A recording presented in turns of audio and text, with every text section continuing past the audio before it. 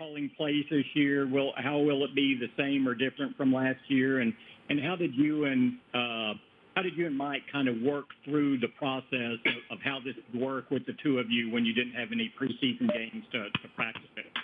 Yeah, as far as play calling, obviously probably similar from last year as far as still calling the plays on game day, but obviously making it a collaborative effort, working together like we've done in the past. I think it's obviously a unique circumstances this offseason just because of the no preseason for us to work together. But as many conversations as we can have about circumstances, situations, we practice those throughout camp, and so I feel like we're in a good place as far as going through that process, and we'll see how that thing goes. How much is it a confidence booster for what you did last year that he wanted you to come in and call plays? Yeah, certainly fortunate. Mike's obviously done this for a long time, had a ton of success in Green Bay and many other places, and so it's been great for me. It's been great for me to go through this process, to learn from some his perspective, different perspectives from the rest of our offensive staff, kind of have those conversations, and I think it's been a really exciting and growing experience. Kellen, Mike talked about not wanting to feel like he's stepping on your toes here, getting into this process. Was autonomy any kind of worry that you had, and how have you noticed him kind of giving you the freedom here during training camp?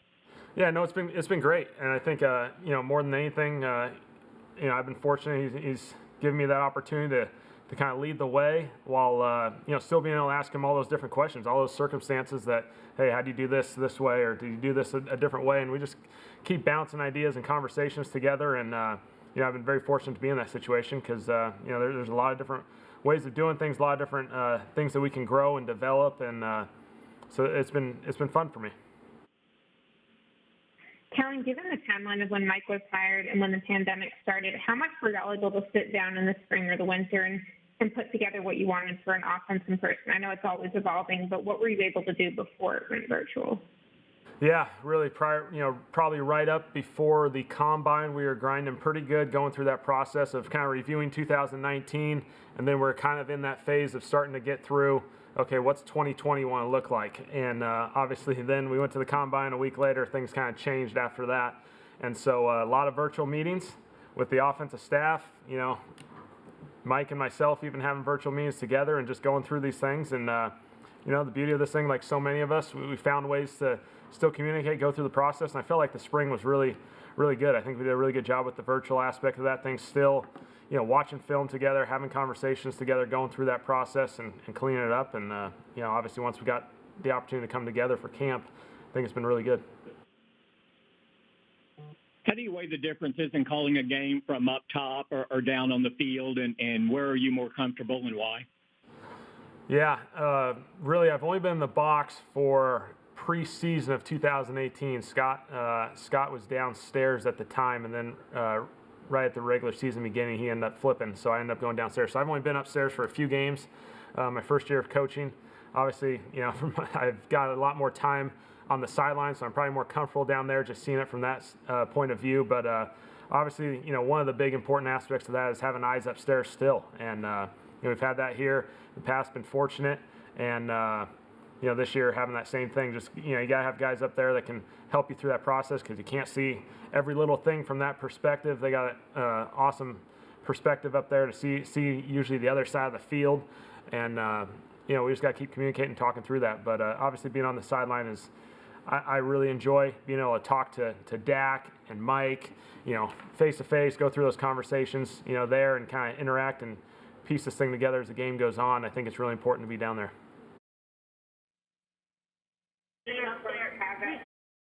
Who's going to be up there to help you? Is Tolzien going to be up there, or Blasco or Kyle? Who's going to be? Certainly, and depending on the circumstances of how all these protocols go, we'll certainly have some guys up there. Those are some of the guys we've been talking about putting, Scott, Kyle, Chase, Blasco, maybe Nuss, depending on how the situation presents itself with all these protocols. I think it's important just to have some guys up there who can help us through that process, and we feel comfortable with ultimately however it plays out week in and week out with the press box that we have enough eyes up there to help us through this process. Kellen, you'll have a headset, but you talked about that face-to-face communication. Do you guys practice calling this through a mask before the game starts, or what do you do given that communication will look a little bit different and you don't have a lot of time during the game to work through these things?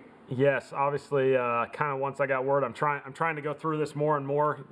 Calling the game through a mask, obviously, it is different because there is some lip reading at times between Dak and myself, just kind of, working together through that process. And obviously, it's different.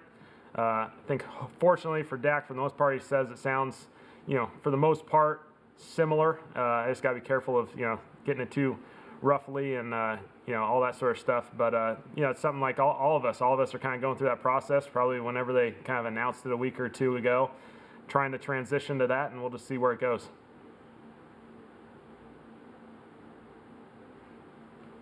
How tough is it to get ready for a defensive coordinator you've not seen or gone against before? Obviously, to go back and look at his time in Denver and Chicago with Fangio. Yep, a lot of film from a lot of different places, kind of trying to piece it all together, and obviously understand there's going to be some element of unknown week one. There always is, especially when there's a staff change, and so obviously you're watching a little bit of everything from LA, Denver, Chicago, so on and so forth, whatever else down the line there, and so trying to prepare as best we can, and we'll obviously maybe potentially have to make some adjustments as we go and get a feel for them, but it's been a good process. How does not having Lyle Collins for at least the next 3 weeks affect things for you?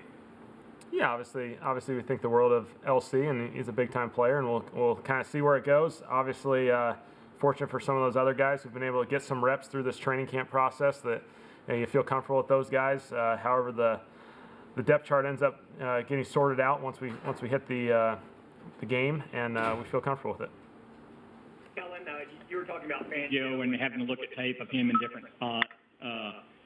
With no preseason games here, we talk about going into a game blind, but does that work to an offense's advantage too, from the standpoint that the Rams really don't have an idea of how you're going to execute and sequence plays and get to what you want to do? Yeah, certainly. I think at the end of the day, the whole league's going through this process. There's going to be the element of unknown for everyone, whether you're returning staff or not. Obviously, their staff is different. Our staff's different. So there'll be things that aren't on film, and that's part of this process. Obviously, you try and prepare the best you can with watching some of the past experiences of Brandon as the defensive coordinator. But at the end of the day, you're going to play the Rams. We'll be all right going that way. Does that usually favor the offense in a situation like that, at least initially, because you're initiating the action? Yeah. I mean, you'd like to think it. Term offense, we're dictating everything, but defense is going to present different things. There's an element of personnel that's the unknown. Scheme obviously is an unknown. Hopefully, you just kind of go with stuff you're comfortable with that you've been doing for a while. Hopefully, you're not surprising the game plan. We've been running plays for training camp for a while now, and we go out there and execute and run football plays, and we'll be all right. This is the last one before we go to Mike Nolan. Kellen, Dak mentioned that he's getting more responsibility to call some things at the line of scrimmage and that he likes that responsibility. How do you go about deciding when's the right time for him to do that and when y'all want him to stick to what you're telling him? Yeah, I think it's just within the game plan, understanding the structure, understanding, usually we're doing hopefully a good job throughout the week of understanding these are the opportunities where we can make an adjustment if it presents itself, and at the same time, there's sometimes plays where, hey, we got this one dialed up and ready to go, and leave it as is, and we'll be comfortable and we'll have our answers. But anytime I think a quarterback feels empowered to what he sees, trust his instincts, execute, make plays, and if he needs to make an adjustment, go for it. And I think that's where Dak certainly is, and we're excited about that. All right. Thank you. All right. Thanks, guys.